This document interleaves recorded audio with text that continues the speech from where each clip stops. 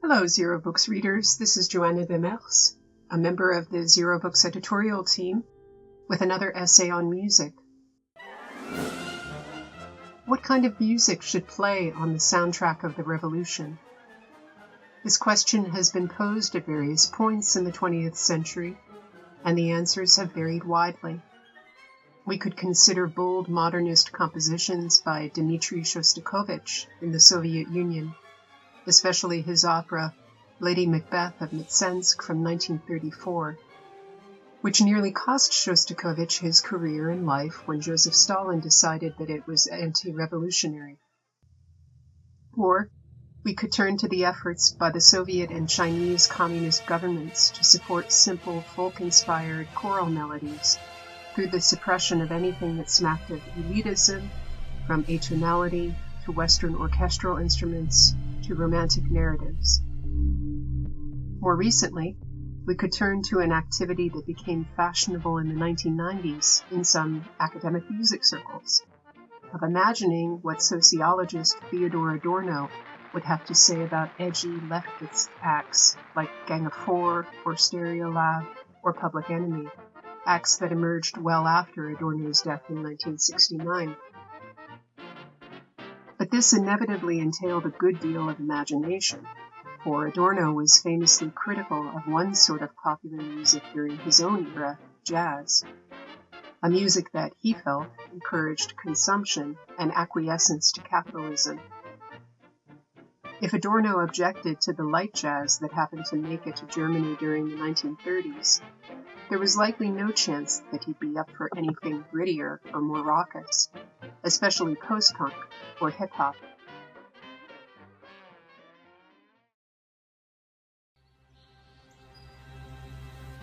I want to tell you about anarchism. Conclusion? Guess what? I want to tell you about anarchism Conclusion? because I Guess think what? that it is well that you should know all Whatever about it. people want is true, even if it isn't. Your responsibility now to see that I get what I want. Conclusion? I want to tell you about anarchism. Most music that has been hailed as revolutionary in a leftist or Marxist sense has been so described on the basis of its message. Such and such music, it is argued, is or is not revolutionary on the basis of the content of its lyrics, or the philosophy of the musicians who create it. The discussion often does not treat the music itself, how it sounds, and how those sounds themselves can either perpetuate or impede revolutionary progress. I'd liken this essay to begin not with a piece of music that I'd then try to fit into some revolutionary template, but instead start with two strange statements from Karl Marx about time.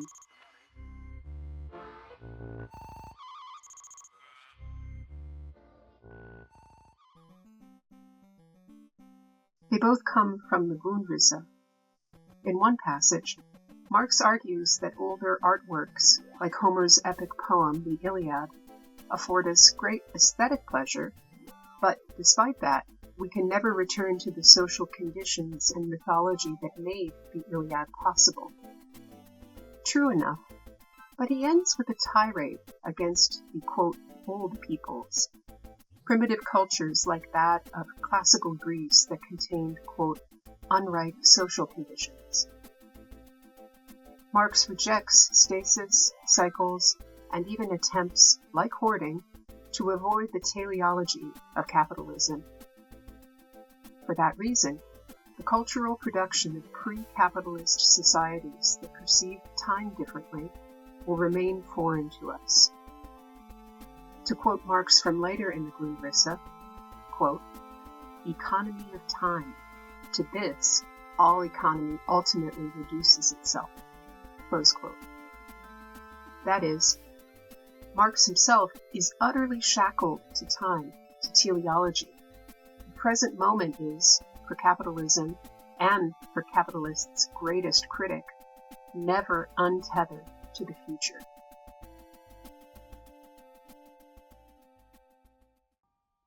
Although he doesn't say so explicitly, Marx suggests here that he is far more Aristotelian than Platonic in terms of his view of time.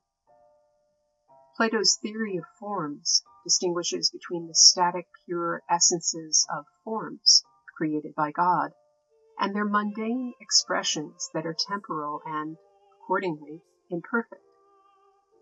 For instance, the form of chairness is eternal and perfect, whereas any phenomenal and temporal expressions of chairness, in the physical form of a chair, will necessarily be only derivative. Aristotle, on the other hand, critiques previous philosophers for denying the existence of change over time. In the Physics, he says, quote, "So they say that none of the things that are either comes to be or passes out of existence, because what comes to be must do so either from what is or from what is not, both of which are impossible." Close quote. And a bit later, Aristotle asserts, quote, "that a thing may come to be from what is not in a qualified sense, i.e., accidentally." Close quote. Here, as well as in the Metaphysics, Aristotle argues that change is not antithetical to being. To the contrary, change is intrinsic to being. Implicit in this argument is the very definition of time. Change happens in time, and being persists through time.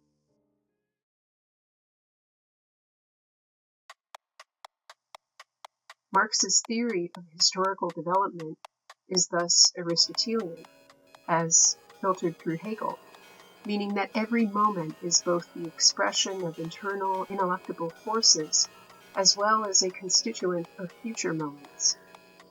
Time is everything to Marx, in other words, for it is the parameter by which we measure progress or decline. Most of us are similarly attached to the concept of time. We are incapable of experiencing any phenomenon or invention or enterprise without considering its ramifications for the past and future. How long will this thing last? How much will it cost or earn? Will it get better or worse? Now, these questions are pernicious enough on their own, since they already contain the soul of human unhappiness, the restlessness that will be our scourge as long as our species persists. But when these questions appear in the minds of capitalists, there is the additional tragedy that they don't simply remain talismans of anxiety, but lead to concrete actions. So, the successful businessman who already enjoys dominance over a market, but who seeks to drive out and destroy his competitor, simply because static coexistence with that competitor is not enough. The corporation that seeks to triple its already impressive profits, because shareholders always want more. In other words, the present is forever linked to the future, to multiple futures, either terrifying or impoverished or prosperous, depending on whether the right action is taken in the present. What an awful responsibility to place on the shoulders of the present. Let us envision now an utter break from that teleology and the awful weight of this economy of time. This might at first raise Marx's hackles and perhaps even make him object that we are trying to return to some antique pre-capitalist utopia, something to which we have lost access. But the music of the contemporary improvisation group, the Next, could offer a glimpse of what it would be like to leave the economy of time. And in so doing, it might present a revolutionary potential not even Marx could have anticipated. The Next is a trio from Australia, consisting of Chris Abrahams on piano, Tony Buck on drums, and Lloyd Swanton on bass. They have been active since 1987 and have released 16 studio albums, along with several concert recordings. Their music is often described as experimental jazz. But this statement is arguable, for the Next work frequently with isolated materials, such as single pitches or chords or rhythms, rather than longer form melodies or harmonic changes that are often the fare in jazz. Some listeners prefer to characterize the Next as ambient or minimalist. Support for these latter designations can be found in their 2001 album, Ether, which takes over 1 hour to develop a few sparse crystalline chords into a sonorous miasma, imminent and overflowing without seeming to go anywhere. There is another such ambient moment in the next latest album, Body. This starts just before the 17-minute mark. The recurring double bass with bass drum ostinato, sounding a bit like a heartbeat, seems to float in doldrums of cymbals and piano chord oscillations and organ vibrato. At about 18 minutes 21 seconds, the heartbeat drops out, and we are left with an octave on the double bass, intermittent undulations in the organ, and some percussion. Only at 19 minutes 13 seconds does the heartbeat return, but this time only in the bass drum.